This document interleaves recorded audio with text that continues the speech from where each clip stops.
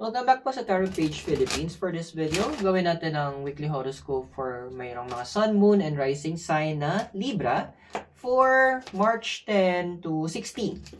So kung bago kayo, subscribe, like, and share. Kung hindi mo po alam yung Sun, Moon, at Rising, kasi importante siya, panoorin mo yung video sa dulo, yung video natin na nilagay sa dulo sa end ng video na to.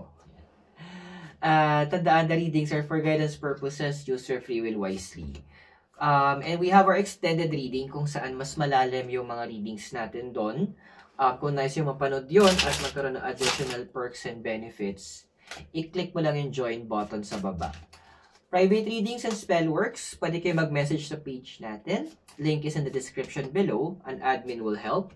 And sa gusto mag-donate, for sure magiging cat food yun.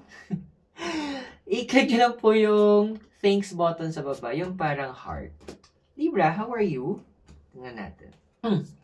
So we have here is the Knight of Wands, tsaka si Change in the Wind. Okay. Alam mo, this is a good time kasi as far as, remember, your Libra, you are the balance. Kung mapapansin mo, nasa gitna ka din ng mga zodiac signs, diba? Between, although pan 7 ka, between Aries and Pisces. And then, andun din, sa lahat ng zodiac signs, ikaw lang din yung walang living creature, diba? Cancer is crab, diba? Ram for Aries, and so forth. Now, andoon kasi, as a balance, minsan, hindi natin napapansin, nagiging complacent tayo, Libra. Hindi natin napapansin, may mga nagbabago pala. Nagbabago pala, nagsishifting tayo. Parang di ka kapag yung kamay mo, dinipa mo siyang ganyan. Habang tumatagal, pwede may isa umaakyat or bumababa. So, andoon na, hindi mo intention, pero unintentionally, you are getting out of balance. Andoon na nararamdaman mo sa heart mo na I need to return doon sa state of balance ko. I need to return doon sa level na kung saan patas yung mga bagay. And that is where your heart is. Kaya nga, Change in the Wind, tsaka si Knight of Wands. Now, the Knight of Wands is saying as well na Libra, isipin mo rin naman yung mga kailangan mong gawin para sa sarili mo at doon yung mga important tasks na kailangan mong tapusin that will benefit hindi lang ikaw, kung hindi rin yung mga nakapaligid sa'yo. And yung balance kasi at the same time, kapag nagawa mo siya, it will also help mabalik yung balance or mailagay yung balance na matagal mo nang kailangang magkaroon sa sarili mo. Kasi andito din na ikaw din naramdaman mo sabi ng Change in the Wind na wait lang, dami nang hindi tama. Parang hindi na ito okay. Then when nagkaroon, kumbaga doon na when you take a step back, nakita mo, ala, bakit ganito? Kumbaga, parang painting ka. So parang sobrang lapit. Kasi yun yung focus ka lang doon. Hindi mo nakikita kung pantay pa ba yung brightness ng colors sa ibang side. So, you need to take a step back. Parang, ay, wait lang. Ayun. Ganun yung ginawa mo. Kaya nakita mo din siya.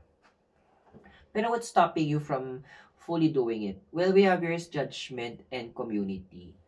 Minsan kasi dami mga balat sibuyas din sa paligid mo, no? Mga inerte. Mga feeling laging victim. Tapos, yun nga, may mga tinanggal ka na nga din sa life mo ng mga tao. Tapos, medyo nagpaparamdam ulit. Nag-hi, hello, musta? Diba? And not to mention yung iba sa inyo, pagkakamusta sa inyo, alam mo na yung kasunod, Mars Pajutang. Isa naman sabi ko doon, boundaries. Hindi naman requirement na lagi nating pagbigyan ng mga tao. Now, even the card of the community is advising, yes, sabihin natin na, ay, paano kung family ko yan? Then, hindi natin tatanggalan na kadugo mo siya or kamag-anak mo. Pero, andoon na maglalagay ka pa rin dapat ng boundaries. Kasi, not all the time, dapat ginagamit yung, kamag-anak niya, tawag na kamag-anak card. At yung mga tao na bumabalik, okay, sige, let's just walang masama, we forgive them para sa sake natin, Pero hindi rin requirement na pag bumalik itong mga taong to, babalik kayo sa dati na, na closeness or andoon na. In a way, pwede kong i-categorize na abusive yung ugali nila eh. Kasi nga, ikaw yung ginagawang backup pag may problema, parang okay lang kayo. Lahat tayo, hindi ka naman madamot na sa pagtulong. Pero, parang nakaka-offend na rin na ikaw yung ginagawang scapegoat, ikaw yung ginagawang taga-resolve ng mga problem, which is dapat hindi. Patanda na sila. The mere fact na sila yung ginawa nila, yung pinagdadaanan nila, is actually the result of yung mga actions sa ginawa nila. Tapos ikaw yung guguluhin. My gosh. That's so no. That is so like, not this. Kasi, ang sakit nila sa bangs eh. Now, your desire card mo is, we have here the Hangman and the card of peace.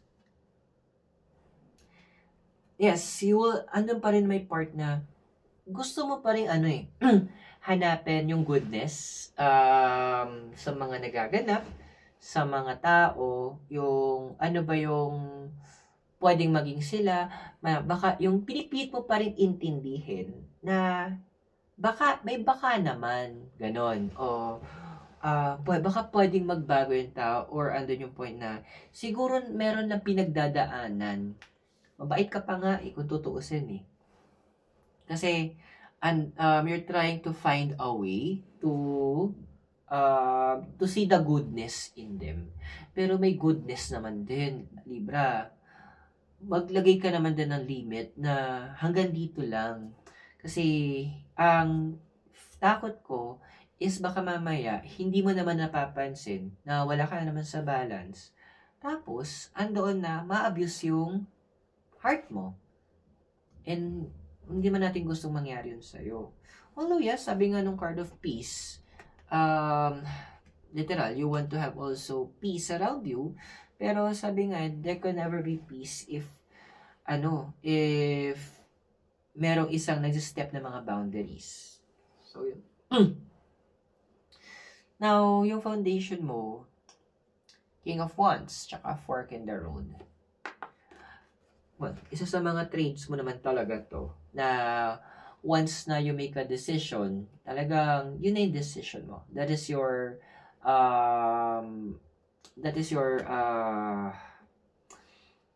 yun yung papanindigan mo na. Now, pinapata ng cards kasi to, na andoon na, yung pinapala sa'yo ng cards na, matagal, yung point na pinag-iisipan mo, may term doon eh, nagde-deliberate ka. Umaga, binubusisi mo, inuurirat mo, yung bawat anggulo. Kaya di ba before, ang tagal mo mag-decide, parang, minsan pagdating, isang kakain, minsan nagde-decide ka, di ba to, sa fast food ba, or ganito. Kasi kinoconsider mo, saan ba yung mas mura, na at least naman masustansya, mabubusog kami, tas madami yung kumbaga, ang daming facets ng bawat decision mo, ang dami mong i-consider. Pero ang maganda kasi dito is once you make that decision, nababaka pa mo yung decision na yun, at the same time, valid yung decision. Siguro ang medyo hindi lang nagiging maganda is matagal. May yung oras is medyo sa tingin ng iba is nasasayang. But for you kasi hindi eh. Kasi for you, yung bawat decision na yan, regardless kung maliit or malaki, meron siyang impact, not just in the present, but also in the future. Yung, sa past mo kasi we have here, the Hermit, tsaka New Life. Well, tama ka naman. Na hindi dapat basehan kung gano'ng katagal mo nang kilala yung tao para pagkatiwalaan. Kasi ikaw na rin nakapagpatunay na madami sa kanila na kahit na matagal mo nakakilala, nagbabalat kayo pala. Na kahit matagal mo nang nakasama, ang dami pa palang ginagawang nasa dilim. Yung tinatawag nilang skeletons in the closet. So, hindi mo na doon ginadjaan eh. You're not really actually judging people. You're just observing them. Ganito pala to. Pag nakatalikod ako, sa daming sinasabi. Kahit matagal ko nakakilala. Kaya, andun nga na, you're also conscious sa pag-welcome ng mga tao sa circle mo. Kasi, andoon na, ayaw mo na rin maulit naman yung mga ganap before. Which is understandable naman. Now, your possible future na ikaw, we have here the Chariot, tsaka si Time to Go. Literal, partner pa. Chariot, movement, time to go. Another movement. So yes, andoon na talagang, there will be some individuals na talagang sabihin natin, magbababay ka. There are some people na ikakat mo na rin talaga totally sa life mo. Kasi, nakita mo na hindi na sila healthy na makasama sa life mo. Na hindi na sila yung tipong it's no longer a give and take relationship with them. Andoon na puro take na lang. Kung baga nangyari, yung give, ikaw, sila take. Tapos, give sila, tapos take ulit. Na hindi ka nga nakapag-receive eh. Parang andoon na laging gusto nila pabor para sa sarili nila. No, it's not. So, that's why you are binabalik ka doon sa balanced life mo. So, which is tama. At ako personally, isusupport ko tong decision mo to, na kung yung isang tao is nakaka-drain na, time to step back. Kasi, nag-try ka ng to help them ma-realize yung potential nila, wala. It's no longer a fault.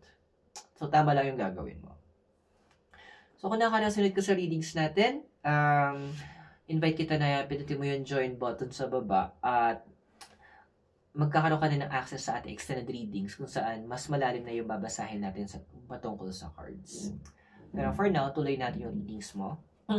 So, we have here for your physical environment, 15th, which is message in a battle, tsaka Knight of Swords.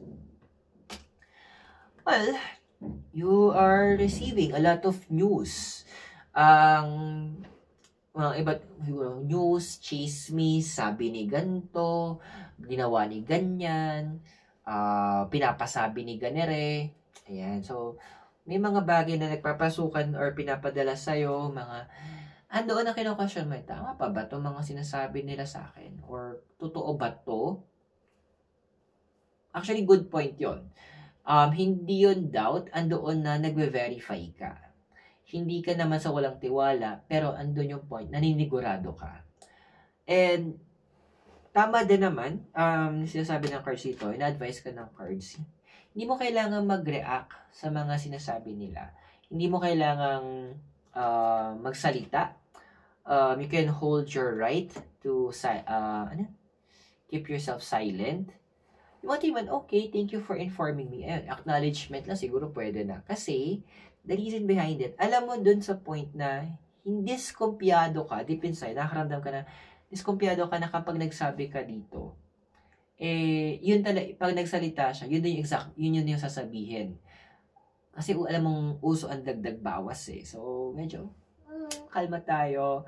So, investigating or deliberating kung ano yung magiging reaction mo or response mo, good decision making yung ginawa mo. Kung kailangan nila ng update or feedback mula sa'yo, bigay mo, pero tama din na pag-isipan mo paano mo ito i-deliver. Now, for your emotional environment, Page of Cups and Imagine. Don't be shy, Libra, na mag-open din ng emotions mo sa ibang tao. Kasi, andoon na there are people who wants to love you, gusto ka nilang maging ka-close, makilala, or andun din na gusto nilang mas maintindihan ka, or mag-build ng connection with you. Let them be. Alam ko naman din na I trust na kaya mo tong kaya mo naman protect yung sarili mo. Because you are in the process of being placed in the balance. And once nasa balance ka din, hindi naman puro isip ang gagamitin mo. You also need to use your heart. So don't be afraid na to open yourself up. Yes, bad things happen in the past na sabi natin hindi mo nagustuhan talaga at nakasira ng paano ka magtiwala sa iba, pero it does not mean na hindi ka na pwede magtiwala or tumanggap ng any affection at all. Your hopes and fears, we have here No Place Like Home, tsaka si Wheel of Fortune. Yun lang naman eh. Well, kung talagang gusto mong makaramdam ng acceptance, makaramdam ka din ng yung warmth of a home sa pamamagitan ng ibang tao, babalik tayo sa emotional environment mo. That is, you allow yourself to slowly open sa ibang tao in terms of emotions. Huwag nating hayaan na maging manhid naman tayo. Wheel of Fortune is about change, and this is about the planet Jupiter. So, andoon na kailangan mo din naman magkaroon ng expansion sa sarili mo. And ang home kasi, hindi lang naman ito yung physical eh. And a lot of you guys, naghahanap ng tahanan sa puso ng ibang tao. Diba? So, time to slowly open. Ayan, so open up yourself, pero with conscious pa din. Your possible future is the Empress and take a nap. Time for a nap. So, these two cards sa possible future, andoon medyo, for the lack of better words, yung magkakaroon ka ng mga arte-arte moments. Now, this arte moments is because andoon na, nag-shift ka na nga. So, andoon na medyo gagana emotions mo. Andoon yung point na magkakaroon ka ng mga emotional connection.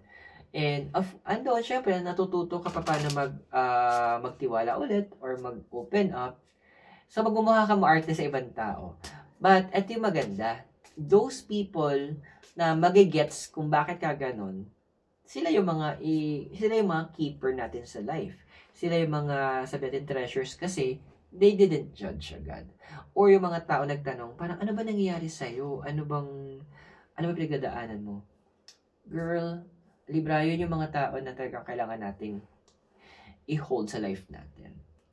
Sino ba sila? Alamin natin sa extended readings para, at kailan ba ito darating if ever, and to know that, and to watch our extended readings, i-click mo lang yung join button sa baba.